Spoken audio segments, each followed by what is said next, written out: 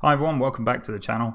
Today I'm going to be looking at 6 new cards for the Boomsday project. Now Blizzard has already announced a few cards, given us a few ideas of the mechanics, and we're going to be looking at some mechs today. So just for information, if you didn't already know, they've announced a new keyword called magnetic, and the way magnetic works is if you play a magnetic minion and you have a mech on the board, it will combine and fuse the two minions together. So the one with magnetic will get fused to the other one. They'll gain combined stats and also the text as well. So it can create some really powerful minions. It does have some downsides. Downside being if it gets silenced, you basically get stuck with the original minion which has been silenced, so you lose the additional stats and text. Also, it's kind of weak to single target removal. We'll have to see if this all takes off, but I think cards like Siphon Soul would become quite powerful to be able to remove these big mech minions. But the positives of it obviously are you get these combined stats to create some really crazy kind of minions, and also if you've got a mech on the board which has survived from the previous turn, the extra stats that you're adding to it with magnetic effectively is charge, because you can attack the hero or enemy hero with that turn it's played. So it's going to be really interesting, and it looks like they're really pushing this because we've got a bunch of new mech minions today. So without further ado, let's take a look at the first one. So the first minion we're going to be looking at today is a legendary neutral minion called Celiacs. It costs 5 mana, has 3 attack and 2 health, and is a mech. Obviously these stats aren't very good for a 5 mana minion, but it does have some important text. It has magnetic, divine shield, taunt, lifesteal and rush. So for 5 mana you're getting a lot of different effects here. But where I think it's really important is that this is going to need to be used with magnetic. So you're going to want to use this to add it to another mech on the board to create a good powerful minion with all of these texts on them. Obviously when you combine them, that makes it very weak to silence, also to any kind of single target removal, because it can't be targeted by spells or hero powers. However, I think it's still a really strong card that you would potentially want to play in a mech deck. If you had to play this on its own, so you didn't have another mech, it's still not too bad. Taunt, lifesteal, rush, divine shield can actually be really important at certain points in the game. Potentially you're looking at getting 6 health from this card, so you play it onto the board, you rush it into something else, gives you 3 health, and when they trade into it to kill it because it's got taunt, you get another 3 health. So it can be a really important card at certain points in the game. Obviously not as powerful as if you can combine it with something else though. So I really like this card. I think it's got a lot of potential.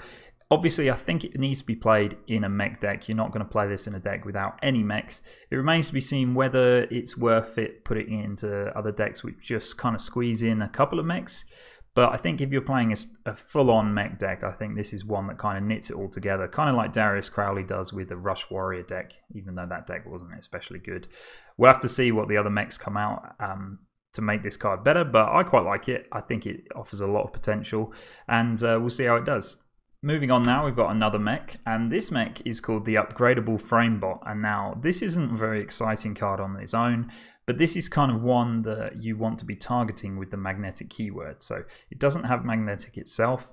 It costs 2 mana, has 1 attack and 5 health. So that's pretty decent stats for a 2 mana card. The problem with it is the turn that you play it, it doesn't really impact the board very much. The 5 health is really important to help it survive. I don't think there are any decks out there at the moment on turn 3 that will easily be able to remove a 5 health minion. So the idea is that you will have a mech on the board for your next turn that you could potentially combine it with something else with the magnetic keyword. So it's got a really strong body. The 1 attack isn't unimportant though, because I think against a lot of odd paladins that's very strong. If you've got 1 attack on a minion, it can take out a lot of their dudes that they keep summoning. So I quite like this card. I think it's not very exciting. It's just one that you're going to be wanting to combine with other cards to make the magnetic and combined mechs just really, really strong. The fact that it only costs 2 mana as well doesn't mean that you have to play it in the early game. If you play it later on, you can probably, because it only costs 2 mana, you could probably play this first, then your magnetic card in the same turn. It does give your opponent the opportunity to potentially remove it, but I think it is a stronger way to do that, because the plus 5 health buff to any magnetic minion is going to be really strong. So pretty good one, not very exciting, but I think looking at the stats of it and the cost of it, I think this is the kind of card that will get played. Next up is another mech. This one's called Wargear. It's neutral again, and it costs 5 mana, has 5 attack, 5 health, it's a mech, and it has the keyword of magnetic. So again, this one isn't very exciting. I don't think it's as good as the previous card we looked at, just because on turn 5, if you're playing a 5/5 on its own, it's not very strong. It's not terrible, it's just fairly average. So, but what it does offer is the opportunity to give the +5 health and 5 stats to another mech that's on the board with the magnetic keyword. So when you think of it, paladins in the game, Blessing of Kings is a 4 mana, give a minion +4 in stats. Well, this is 5 mana, give a mech +5/5 in stats. So Blessing of Kings gets a lot of play, and this gives it a potential use for Wargear as well. The only difference between Blessing of Kings and Wargear is that you can play Blessing of Kings on any minion. So, and this has to be on a mech. But then the upside, of course, is if you don't have a minion on the board, then you can just play this as a 5/5 body. So not an exciting one, but it's got a lot of stats, and if you can get a magnetic minion to combine with this that already has Taunt, or a mech that already has Taunt, then of course it's a problem for your opponent to remove. So I think this is just kind of like a standard card that Blizzard is kind of thinking it's not going to make or break a mech deck, but maybe one that you'll play to kind of enhance the stats of other minions on the board. Now looking at the final mech for today, this is an epic card for the warrior class. It costs 7 mana, has 3 attack, 8 health. It's a mech. It has magnetic as well, but it can't be targeted by spells or hero powers. It's called the Beryllium Nullifier. So this is quite interesting, but not a card that I think is very good. I think the idea of it is that you can play it onto the board, and because it can't be targeted by spells or hero powers, it will survive at least a turn that you can combine it with something else. It's also the 8 health, it kind of means it's quite a sticky minion. Hopefully it would stick around. But if you get to turn 7 and you play this, it's not very good. You don't want to be playing a 7 mana 3/8 onto the board just that be your whole turn, be over. So it's not very strong in that way.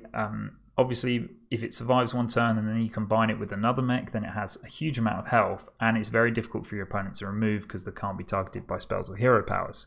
So it's good. It's got that going for it, but I think to make it really work, it needs to be recruited, and I'm not sure that outside of being able to recruit this minion, I'm not sure whether it's really that strong. Maybe we'll see some recruit a mech decks. We haven't seen any cards that actually specifically target mechs at the moment in terms of the recruit mechanic, but potentially we will. So for me, not a great card right now, but potentially if we see some other ones that support it, it might be okay. So next up we have a Shaman only card. This is called Menacing Nimbus. It's common. It costs 2 mana, has 2 attack, 2 health, and is an elemental. So the stats are very standard, but it has the battle cry of add a random elemental to your hand. So this is a pretty decent card if you were to play this on turn 2. It doesn't offer anything special. It's not... Elemental Shaman hasn't really taken off, but where it could potentially see some use is if you were to play this in the Shudderwock deck. Now, I still don't think you would want to, because I think the randomness just isn't worth it. But if you're playing it in a Shudderwock deck and you play this and you get a Grumble back, that is really, really strong. So it means that you no longer have to fish for your own Grumble, or if you do draw your Grumble, you get to play Grumble twice, and then that just makes your whole Shudderwock combo so much better. So this card, maybe it'll go into an Elemental Shaman deck. It could be pretty positive there, but to see if we're going to get some real play, maybe I think Elemental Shaman needs some more support cards for this, because I don't think Shudderwock is going to want to use it. I might be wrong. I don't play Shudderwock myself, but we'll see. So finally for today, we've got an excellent, really exciting Mage card here. It's called Stargazer Luna. It costs 3 mana and it's got 2 attack and 4 health. So the stats are kind of average, nothing special, nothing too weak. But it has the effect of after you play the rightmost card in your hand, draw a card. Now this is really interesting. We haven't seen this before in the game, and I think it's a really cool kind of mechanic. And to be honest, if you manage to play one other card with this and it draws you a card, then it's worth playing in your deck. But where it gets interesting is you could kind of create a really cool deck around this. So if you've got a deck with loads of, like a Burn Mage deck with lots of low cost cards in it, you play this onto the board on turn 10, you've got 7 mana to play around with other cards. So let's just say you can play this, and then your rightmost card in your hand is Arcane Missiles. You play that, you draw another card, that instantly becomes the furthest card on the right for you, so you play it again and you keep drawing. You could play it with Murlocs, for example. Just if you're drawing top decking loads of low cost Murlocs, you can keep playing them onto the board. Frostbolt, it's really cool, and to be honest, I can see decks where someone plays this on turn 10 and they end up playing and drawing kind of 4 or 5 cards, and it's really strong. It's really cool.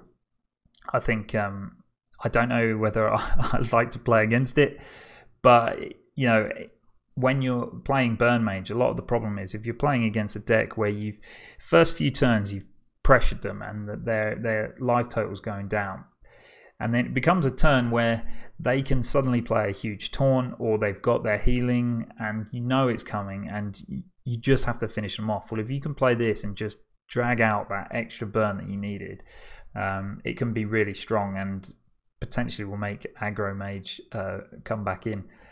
I like this card, and to be honest, I can't see it not being played. I can see people specifically designing decks around this, and I think it really will get into the game, because even if you draw 1 or 2 cards, it's definitely worth it. So that's it for today, guys. That's all the cards I've got to show. I will be back again doing more reviews of the cards as they come out, so if you're not yet subscribed, please hit the subscribe button and you'll get notified when I do another video with the new cards that come up. Let me know in the comments what you think. Do you agree with me? Do you disagree? Which card's your favorite? It's always great to hear what you guys think, because you always have different perspectives that I haven't even thought of yet, so that's always nice to see. But thank you for watching, and I'll see you in the next one.